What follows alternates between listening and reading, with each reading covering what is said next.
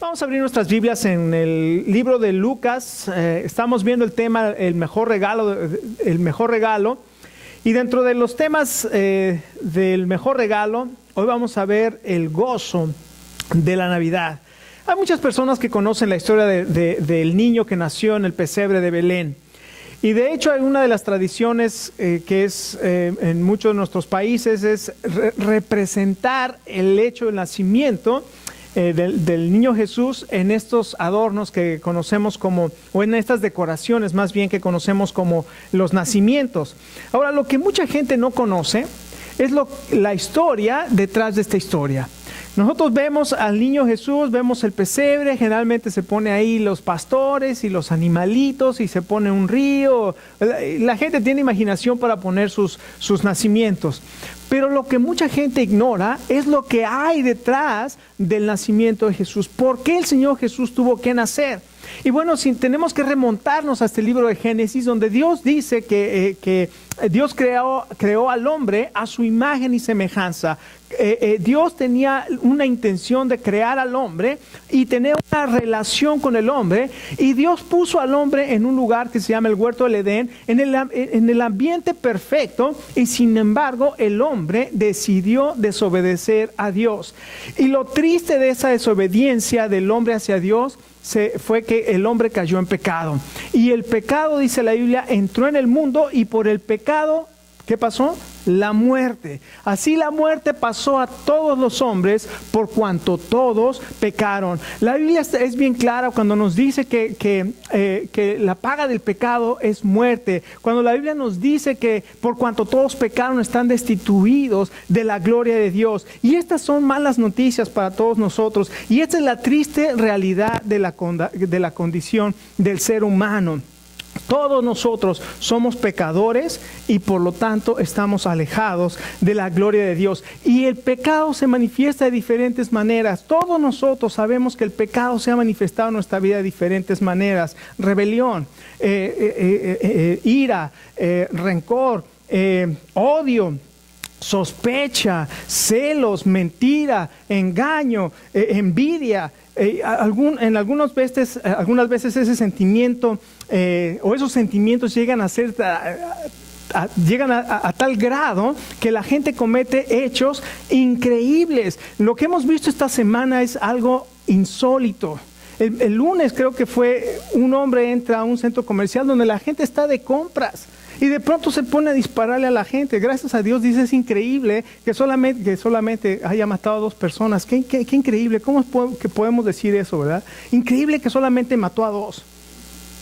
Pero después, el viernes, otra masacre impresionante. Algo que cuando yo escuché, el corazón se me arrugó, mi estómago. Dije, ¿cómo es posible que este tipo de cosas estén pasando? Un joven de 20 años, yo no sé qué pasó, tuvo un argumento, una discusión con su mamá y sacó una pistola, le dio un balazo en la cara a su mamá, la mata en su casa y después se va a una escuela donde están niños de 5 a 10 años. Desde kinder hasta quinto año de primaria, y este muchacho llega y comienza a matar en un salón de clases a niños de 5 años, balazos. ¿Cómo es posible que una persona tenga tanto odio, rencor y que parece que no tenga corazón para poder matar a una criatura que no le hizo absolutamente nada?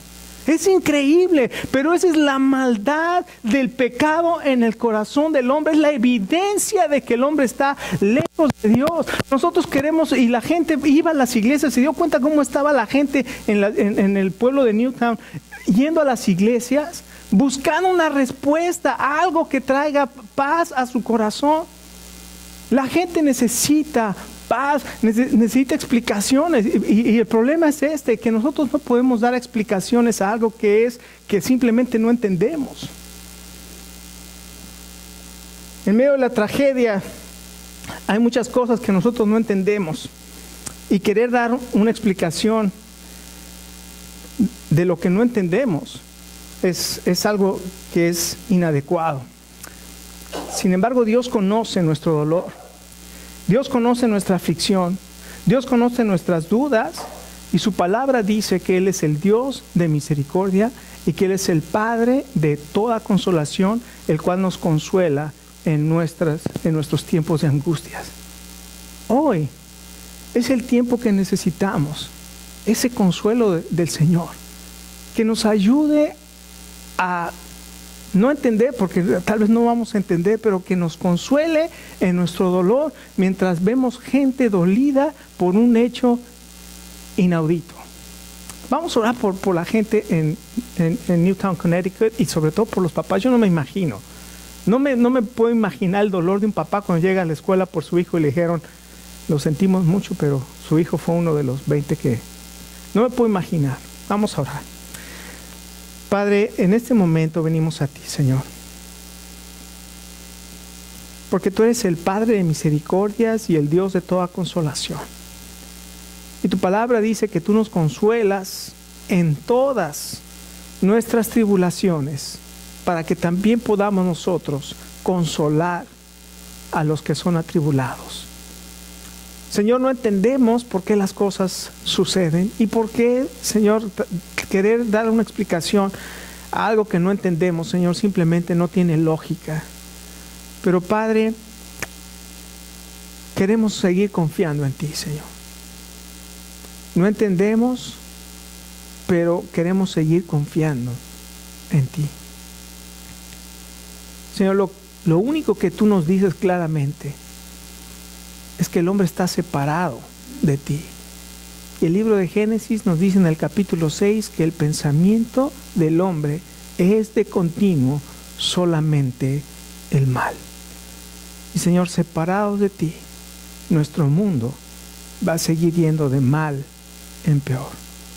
Pero gracias, Señor, que aún en medio de las malas noticias hay un mensaje de paz y hay un mensaje de esperanza, que les ha nacido hoy en la ciudad de David un Salvador, que es Cristo el Señor. Padre, ayúdanos a compartir este mensaje. Y Padre, danos consuelo en medio de la aflicción. Danos esperanza en medio de la desesperación. Y danos luz en medio de las tinieblas. Lo pedimos, Señor, en el nombre de nuestro Señor Jesucristo. Amén y amén. En medio de tan malas noticias, es necesario que podamos escuchar buenas noticias. Y esto fue precisamente lo que sucedió en la primera Navidad. José y María llegaron a Belén. María estaba embarazada y dio a luz en un pesebre porque no había un lugar para ella y para ellos en un hotel, en una posada, en un mesón. Vamos a leer Lucas capítulo 2, los versos 7 al 20. Vamos a ponernos de pie por un momento mientras leemos Lucas capítulo 2, versos 7 al 20.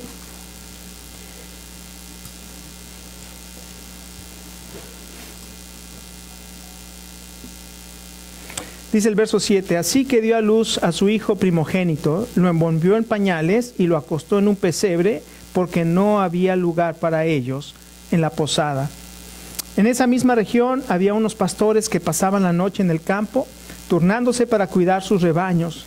Sucedió que un ángel del Señor se les apareció. La gloria del Señor los envolvió en su luz y se llenaron de temor. Pero el ángel les dijo, no tengan miedo. Miren que les traigo buenas noticias que serán motivo de mucha alegría para todo el pueblo. Hoy les ha nacido en la ciudad de David un Salvador, que es Cristo el Señor. Esto les servirá de señal. Encontrarán a un niño envuelto en pañales y acostado en un pesebre. De repente apareció una multitud de ángeles del cielo que alababan a Dios y decían, gloria a Dios en las alturas y en la tierra paz a los hombres que gozan de su buena voluntad. Cuando los ángeles se fueron al cielo, los pastores se dijeron unos a otros, vamos a Belén a ver esto que ha pasado y que el Señor nos ha dado a conocer. Así que fueron deprisa y encontraron a María y a José y al niño que estaba acostado en el pesebre. Cuando vieron al niño, contaron lo que habían dicho acerca de él. Y cuando lo oyeron, se asombraron de lo que los pastores decían. María, por su parte, guardaba todas estas cosas en su corazón y meditaba acerca de ellas. Los pastores regresaron glorificando y alabando a Dios por lo que habían visto y oído, pues todo sucedió tal como se les había dicho. Tomen asiento. Y aquí encontramos el relato maravilloso del nacimiento del Señor Jesús. Y este relato, donde comencé a leer, dice que María y José llegaron a Belén y buscaron un lugar para que su hijo pudiera nacer. Y no encontraron lugar. No había lugar para ellos. Y Jesús nació en una cueva.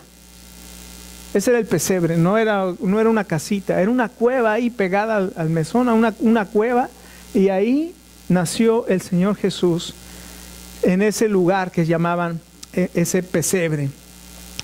Y lo triste de esto es esto que dice al final del verso 7, porque no había lugar para ellos en el mesón. No había posada para ellos. No había lugar para el Señor Jesús. El creador del universo no encontró lugar en este mundo para nacer.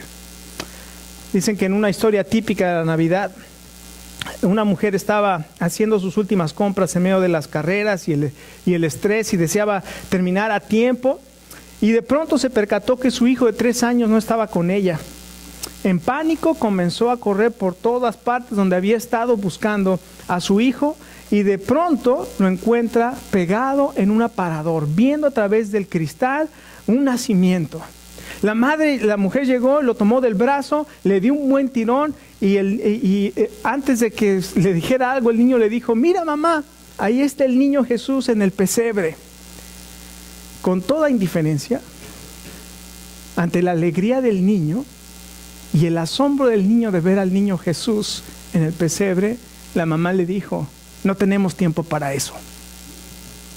Y justamente eso es lo que encontramos en el mundo. Estamos tan atareados por las cosas que no tenemos lugar para Jesús en nuestra vida. Y luego nos preguntamos por qué el mundo está tan de cabeza. Porque no hay lugar para Jesús en el corazón. Porque no hay lugar para Dios en nuestra vida. Porque lo queremos sacar. No queremos oraciones en las escuelas. No queremos los 10 mandamientos en las cortes. No queremos Biblias en lugares públicos. No queremos que se hable de Dios en ningún lado. Y luego nos preguntamos por qué estamos como estamos. Porque no tenemos lugar para Dios en nuestro corazón. Este pasaje comienza diciendo: no había lugar para Jesús en el mesón. Me pregunto si esta mañana usted y yo tenemos un lugar para Jesús en nuestra vida. Es este canto que acabamos de escuchar, que cuando lo estaban ensayando se escuchaban las voces y yo decía: es el grupo de alabanza. Al mundo paz nació Jesús. Nació ya nuestro Rey. La versión original, creo que la escribió Isaac Watts, dice: al mundo gozo, joy to the world, the Lord has come. El Señor ha nacido o ha venido. Gozo, ese es lo que debe reinar a través del mensaje de las buenas noticias. Ahora, esto fue lo que el ángel les dijo a los pastores: he aquí les traigo noticias de gran gozo que serán para todo el pueblo, que les ha nacido hoy en la ciudad de David un Salvador, que es Cristo el Señor. Mis hermanos, ese es el deseo de Dios para los hombres, que podamos experimentar el gozo de la salvación en Jesús. La Navidad está rodeada de gozo. Si usted se pone a ver los pasajes en Lucas capítulo 1, el ángel viene con Zacarías, le anuncia de que va a ser el padre de Juan el Bautista y le dice: tendrás gozo y alegría, y muchos se van a alegrar de su nacimiento, porque será grande delante de Dios. No solamente Zacarías, el ángel también viene a María y le dice que va a ser madre del Salvador, y ella irrumpe en gozo. Cuando va a visitar a Elizabeth, dice la Biblia que el niño Juan el Bautista brincó en el vientre de Elizabeth llena de gozo. Hay gozo por todas partes donde el Señor Jesucristo y el mensaje de su nacimiento llega. Y este pasaje vamos a encontrar 3 principios claves para que nosotros podamos experimentar el gozo de la Navidad. Ahora, vamos a hacer una distinción. El gozo y la alegría son conceptos diferentes. tal vez pueden reflejar un sentimiento, pero son conceptos diferentes. Porque no podemos alegrarnos de muchas cosas que suceden en el mundo, como la desgracia de lo que pasó en Newtown, en Connecticut. Pero sin embargo, sí podemos experimentar el gozo de Dios en medio de nuestras vidas, aún pasando por circunstancias difíciles. ¿Por qué? Porque la fuente del gozo es la presencia de Dios.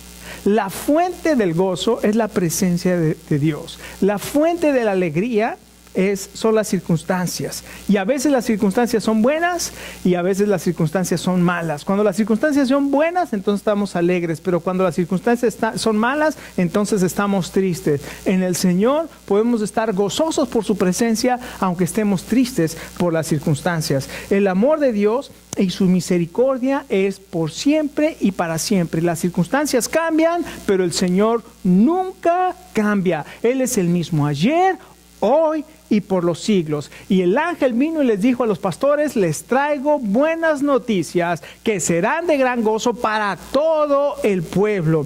En primer lugar, una de las claves para poder experimentar el gozo en la Navidad es recibir ese mensaje de gozo. El mensaje fue dado a los pastores. ¿Qué estaban haciendo los pastores? Cuidando ovejas.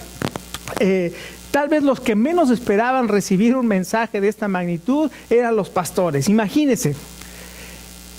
Ellos solamente estaban en sus labores, tal vez aburridos, no sé, de todos los días, la rutina de todos los días.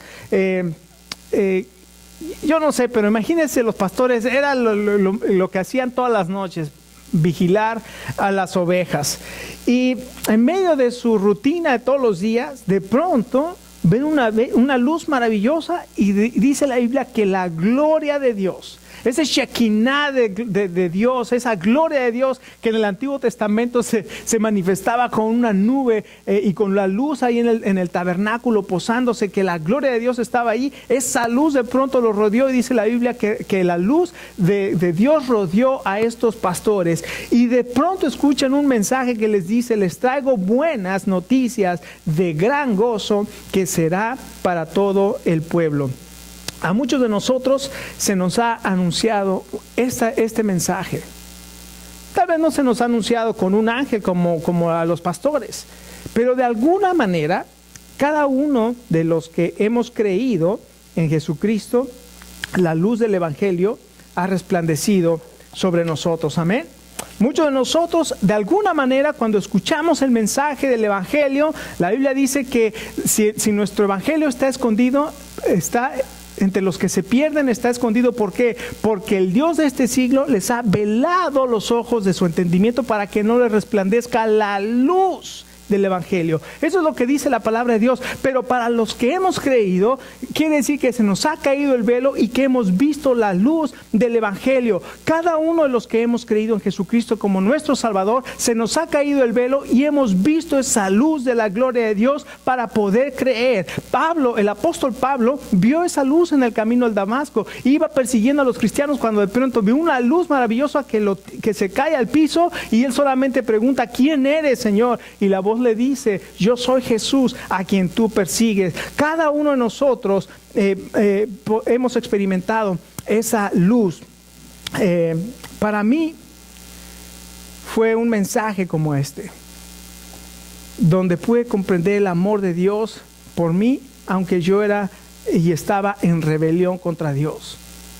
Dios me iluminó.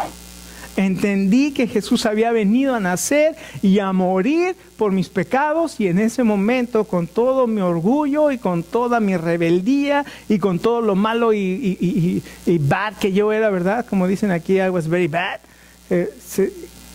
Sabía que Dios me amaba y vida al Señor Jesús.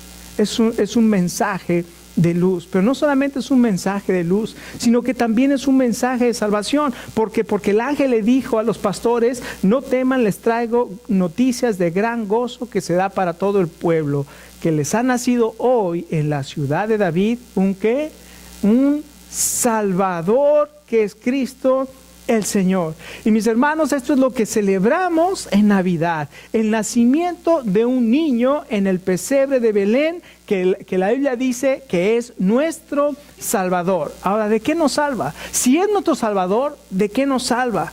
¿De qué nos salva Jesús?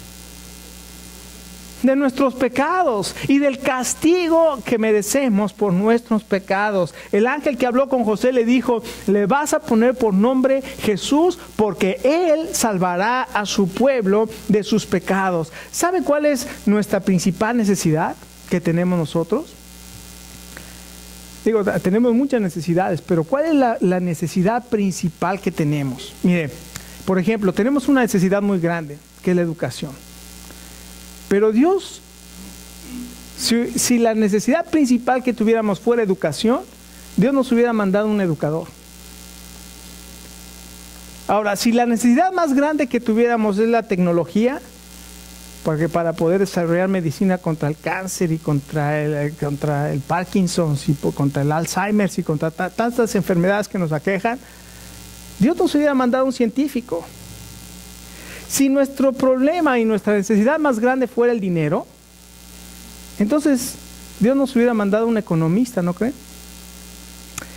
Pero tampoco nuestra necesidad más grande, aunque es una necesidad muy grande que tenemos, es una reforma social. Pero si nuestra necesidad más grande fuera una reforma social, Dios nos hubiera mandado un político.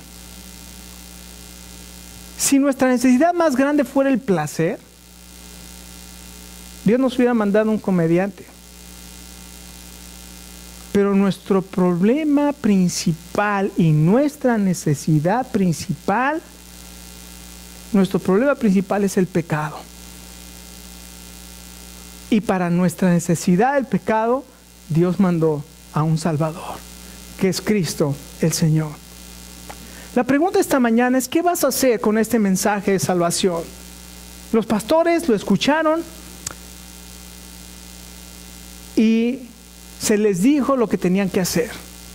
Ellos escucharon el mensaje y se les dijo lo que tenían que hacer y se llenaron de temor. Pues imagínense, de pronto le aparece la gloria de Dios ahí, un ángel que les habla, dice la Biblia que se llenaron de temor y el ángel les dijo: no teman, sino que vayan a Belén y van a encontrar al niño Jesús en el pesebre, van a encontrar al Mesías en el pesebre. Tal vez esta mañana Dios te está iluminando. Tal vez esta mañana con este mensaje Dios te está iluminando, te estás dando cuenta de la necesidad que tienes de un Salvador. Pero tal vez como los pastores tienes temor: ¿qué va a pasar conmigo? ¿Qué va a hacer? ¿Qué va a suceder? La única vida que yo conozco es la que tengo. ¿Qué va a suceder ahora? Déjame decirte, como el ángel dijo a los pastores: no tengas temor. Dios te va a ir guiando en cada uno de tus pasos. Dios te va a decir lo que tienes que hacer. Entonces, no solamente es el mensaje de Navidad es recibir el mensaje de gozo, sino que también el mensaje para poder recibir este gozo es responder al mensaje de gozo. ¿Qué fue lo que hicieron los pastores? Obedecieron la palabra del ángel. Obedecieron la palabra de Dios. Los pastores se dijeron unos a otros cuando les dice el ángel: vayan a Belén y van a encontrar al niño y esto les servirá de señal. Van a encontrar al niño envuelto en pañales en un pesebre. Los pastores entonces se dijeron unos a otros: vamos a Belén a ver lo que ha sucedido. Y el ángel les dijo lo que hicieran y ellos obedecieron. ¿Qué hubiera sucedido? ¿Alguna vez se ha preguntado qué hubiera sucedido si los pastores no obedecen al mensaje? ¿Usted cree que se iba a arruinar el plan de Dios? ¿Qué pasa si los pastores no obedecen de ir a Belén? ¿Se hubiera arruinado el plan de Dios? No. Dios siempre cumple su propósito. Pero los pastores hubieran perdido la gran bendición de conocer a Cristo, al Mesías prometido, y de dar a conocer la bendición del mensaje que habían recibido. Estos pastores, por su obediencia, entonces pudieron conocer al Dios hecho carne. Déjame decirte, ¿cómo aplicamos eso en nuestra vida? Hoy Dios a cada uno de nosotros nos hace un llamado. para que conozcas al Salvador, a Jesucristo. Para que tú puedas venir a Él, le puedas experimentar en tu vida, y tú solamente puedes hacer una cosa. Puedes rechazar su invitación a conocer a su Hijo Jesús, o puedes aceptar la invitación que Dios te hace de conocer a Jesús. Pero si tú rechazas este mensaje, si tú rechazas a Jesucristo, nunca vas a poder saber lo que Dios pudo haber hecho en tu vida si crees y obedeces su palabra. Déjame decirte esto, ojalá y lo anotes por ahí. El costo de la obediencia, obedecer cuesta, pero el costo de la obediencia no se compara en nada con el costo de la desobediencia. El costo de la obediencia no se compara en nada con el costo de la desobediencia. Se dice que una vez que una pareja que estaba comprometida para casarse, estaban hablando de muchos matrimonios que habían terminado mal, que se habían divorciado, habían terminado en fracaso. Es una bella plática para una pareja que se va a casar, ¿no? Mira cuántos matrimonios se están divorciando. Mira cuántos de nuestros amigos se están divorciando. Mira cuántos. Y entonces él le preguntó a ella, ¿qué pasa si una mañana te levantas y ya no me amas? Ella contestó, puedo ser obediente. Wow. Si nosotros si tuviéramos esa sabiduría para contestar, no se trata de lo que sientes, se trata de la obediencia. Dios dice que amemos a nuestras esposas, ¿no? A nosotros como varones nos dice, ama a tu esposa como Cristo amó a la iglesia. No te dice, siente amor por ella, no, ámala, es un mandamiento. Si tú la amas, no te va a importar, no hay otra opción, solamente amarla. Si no hay otra opción y tu deseo es amarla, tú vas a aprender a amarla con todo, y todos tenemos defectos, ¿verdad? Y ella también nos va a aprender a amar, aún con todos nuestros defectos. Pero es la obediencia. Los pastores fueron obedientes. Y esta mañana cada uno de nosotros podemos decidir ser obedientes a Dios. No solamente eso, sino además comprobando la palabra de Dios. ¿Cómo puedes comprobar la palabra de Dios? Bueno, los pastores obedecieron, fueron y encontraron tal como se les había dicho. El niño Jesús estaba en el pesebre y estos pastores pudieron comprobar que lo que Dios dice es confiable. Ellos creyeron primero, obedecieron segundo y vieron después tercero. Al final vieron, pero el mundo te dice tienes que ver para creer. Y déjeme decirle una cosa, cuando estás tratando con seres humanos, primero tienes que ver para creer, ¿ok? Cuando estás tratando con seres humanos, tienes que ver para creer. Pero cuando estás tratando con Dios, tienes que creer para ver. El Señor Jesucristo dijo, bienaventurados los que no vieron y ¿qué? Creyeron. ¿Y qué consejo más maravilloso? Bienaventurados los que no vieron y creyeron. Pedro tuvo dos experiencias donde el Señor Jesús le dijo dónde debía pescar. ¿Se acuerda? Pedro una mañana regresó de pescar toda la noche y llega a la orilla del mar de Galilea y está el Señor Jesús ahí, le dice, Pedro, sácame tantito, voy a predicar en tu barca, y desde su barca comienza a predicar y luego le dice a Pedro, vamos a mar adentro y echa las redes. Señor, estaba pescando toda la noche. ¿Cuántas veces le has dicho a Dios que Él no sabe lo que está haciendo? Que tú sí sabes, que tú eres el experto. ¿Cuántas veces Pedro le dijo, Señor, he estado pensando, mira, Señor, tú eres carpintero, yo soy pescador, ¿quién sabe más de esto? El Señor le dijo, Pedro, ve a mar adentro y echa tu red. Y Pedro se quedó así y le dijo, Señor, hemos pasado toda la noche pescando y nada sacamos. Y luego se dio cuenta de lo que estaba diciendo. Dijo, más en tu palabra. Y fue y echó la red. ¿Y qué sucedió? Una pesca milagrosa. No podían entre varias barcas sacar la pesca que había ahí. ¿Usted cree que aprendió la lección Pedro? No, después de la resurrección se fue a pescar y ahí andaba pescando, ¿verdad?, con los discípulos. Y de pronto allá en la orilla del mar estaba una figura que le dijo: hey, ¿pescaron algo? No, no hemos pescado nada. Pues echen la red a la derecha de la barca.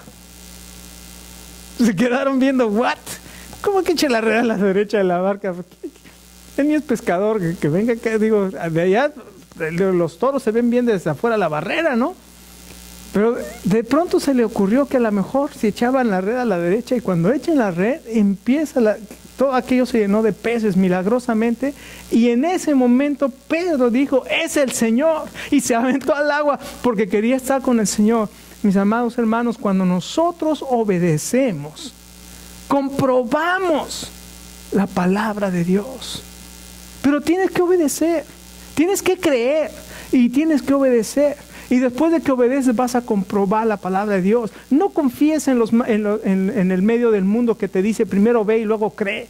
No confíes en eso. Cree, sé obediente y vas a comprobar la bendición de Dios. ¿Cuál es tu necesidad en esta mañana? ¿Qué es lo que te apremia en esta mañana? Déjame decirte, la mejor manera de hacer las cosas es creyendo, obedeciendo, para que puedas ver los milagros que el Señor puede hacer. Finalmente, ¿cómo puedes experimentar el gozo de la salvación? Ya vimos que en primer lugar era recibiendo el mensaje de gozo. En segundo lugar es respondiendo al mensaje de gozo. Y en tercer lugar es compartir el mensaje del gozo. ¿Cómo se imagina que estaban estos pastores esa noche después de escuchar ese mensaje del ángel? Estaban bien prendidos, ¿no? Como diríamos nosotros, estaban pero llenos de gozo, de alegría, adrenalina corriendo por todas partes, y estaban como Jamie en la película esa de Over the Hedge, ¿no? Querían correr y querían hacer todo lo que les había. Imagínense ver la gloria de Dios y escuchar ese mensaje, y lo único que querían es: vamos corriendo a Belén para ver lo que está sucediendo. Y cuando llegan a Belén, después de creer, obedecer, llegaron a Belén y vieron a Dios hecho carne ahí en un pesebre de Belén, y comenzaron a decir: estábamos allá pastando a las ovejas, y un ángel del Señor nos apareció y nos dijo que viniéramos porque aquí estaba el Salvador del mundo. Después apareció una hueste de ángeles orando y alabando a Dios, diciendo: gloria a Dios en las alturas y en la tierra paz a los hombres que gozan de la buena voluntad. Y hemos venido aquí, y aquí está el Hijo de Dios. Mis hermanos, usted puede creer, usted puede obedecer y puede ver la gloria de Dios en su vida. Y estos pastores, después de haber creído, obedecido y visto la gloria de Dios, comenzaron a compartir y dieron a conocer el mensaje de Dios. Ellos llegaron y dieron a conocer lo que había sucedido, y dice la Biblia que todos los que escuchaban se maravillaban. Hermanos, el Señor no nos salvó para estarnos callados. El Señor no nos salvó para meternos aquí en las cuatro paredes de la iglesia en los domingos y allá los miércoles y no hacer nada. Por eso es una perfecta oportunidad esta Navidad para que cada uno de nosotros podamos decirle a la gente lo que significa la Navidad, lo que Dios ha hecho en nuestras vidas, y compartirles del amor de Dios. No se trata de ir y pelear de religión, no, por favor no vaya a pelear por religión, vaya y compártale lo que significa la Navidad, que Dios nos ama tanto que envió a su Hijo para que su Hijo sea nuestro Salvador. Él tomó en sí mismo el castigo de nuestro pecado, y fue a la cruz del Calvario, y fue azotado, y fue crucificado, y fue clavos en sus manos, en sus pies, una corona de espinas sobre su cabeza, porque estaba sufriendo el castigo que yo merecía, que usted merecía. Pero Él resucitó de los muertos para darnos a usted y a mí una vida nueva, y además la seguridad y la esperanza de la vida eterna. Eso es lo que significa Navidad para nosotros, y eso es lo que podemos compartir con la gente, y no solamente dando a conocer el mensaje, sino dando alabanza a Dios. Dice la Biblia que los pastores, al escuchar el mensaje de Dios, al creer el mensaje, al obedecer el mensaje, al comprobar el mensaje y al compartir el mensaje, se llenaron de gozo del mensaje, y dice: alabaron y glorificaron a Dios. Cuando usted está lleno del Señor, cuando usted está lleno de la presencia del Señor, la alabanza fluye, la adoración a Dios fluye por todas partes. No necesita nada más que la presencia de Dios en su vida para adorar al Señor y para alabar al Señor. Llenemos nuestra vida de la presencia de Dios y nuestra vida estará llena también de alabanza a Dios. Amén. En esta época de Navidad, entonces, llenémonos del gozo, aún en medio de un mundo lleno de malas noticias. Y necesitamos recordar que hay un mensaje de buenas noticias, de gran gozo para todo el pueblo. Y tenemos un Salvador, que es Cristo el Señor. Recibe el mensaje, responde al mensaje y comparte el mensaje. Vamos a orar.